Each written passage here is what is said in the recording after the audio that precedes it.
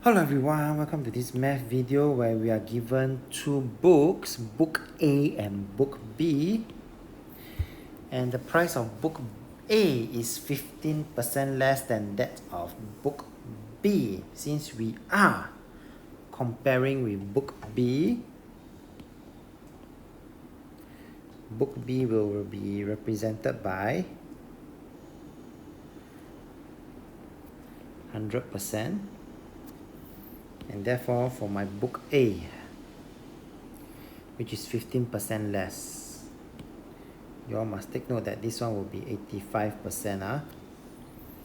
100 minus 15. And therefore, since we are given the total price, so the total price and therefore the total percentage, you will start to see that I would have 185% represented by $74. So my 1% is represented by $74. I'm going to divide by 185 on both sides. And because we are finding price of book B is 100%.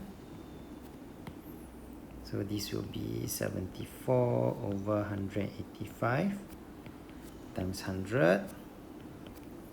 And this will give me a value of $40. And this will be the price of book B. We have come to the end of this video. If you like this video, please feel free to click on the subscribe button.